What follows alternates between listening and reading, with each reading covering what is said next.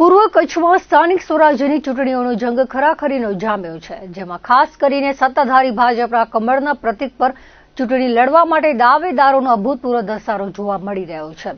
રાજ્ય ચૂંટણી પંચ દ્વારા અંતિમ મતદાર યાદી પ્રસિદ્ધ કર્યા બાદ ચૂંટણીનું રણસીંગું ફૂંકાતા જ ભાજપે પૂરજોશમાં મૂર્તિયાઓની શોધખોળ આદરી છે. આ પ્રક્રિયાના ભાગરૂપે આજે પૂર્વ કચ્છના અંજાર મધ્યે ગુર્જર ક્ષત્રિય મિસ્ત્રી સમાજવાડી ખાતે નિરીક્ષકોની ઉપસ્થિતિમાં સેન્સ પ્રક્રિયાનો પ્રારંભ થયો હતો, જ્યાં દાવેદારોનો જાણે રાફડો ફાટ્યો હોય તેવા દ્રશ્યો સર્જાયા હતા. અંજાર તાલુકા મંડળના પ્રમુખ, મહામંત્રીઓ, પ્રભારી, સહપ્રભારીઓ તેમજ જિલ્લા અને પ્રદેશ મોરચાના હોદ્દેદારોની હાજરીમાં સવારથી જ નિરીક્ષકોએ દાવેદારોને સાંભળવાનું શરૂ કર્યું હતું. આ વખતે પક્ષ દ્વારા કડક સૂચના આપવામાં આવી હતી કે કોઈ પણ ઉમેદવાર શક્તિ પ્રદર્શન કે ટોળીશાહી સાથે દાવેદારી નોંધાવી શકશે નહીં. માત્ર વ્યક્તિગત રીતે જ નિરીક્ષકો સમક્ષ રજૂઆત કરવાની રહેશે. આ નવી પ્રણાલીને કારણે સેન્સ પ્રક્રિયા શાંતિપૂર્ણ રીતે ચાલી રહી હોવા છતાં સંખ્યાની દ્રષ્ટિએ માહોલ ગરમાયો છે.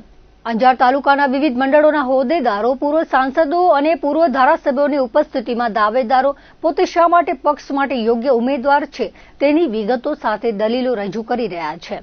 એક તરફ લોકશાહીનો આ ઉત્સવ ખીલ્યો છે, તો બીજી તરફ દરેક બેઠક પર 25 થી 50 જેટલા દાવેદારો હોવાથી પક્ષના મોવડી મંડળ માટે મૂર્તિયાઓની અંતિમ પસંદગી કરવી લોઢાના ચણા ચાવવા સમાન બની રહેશે.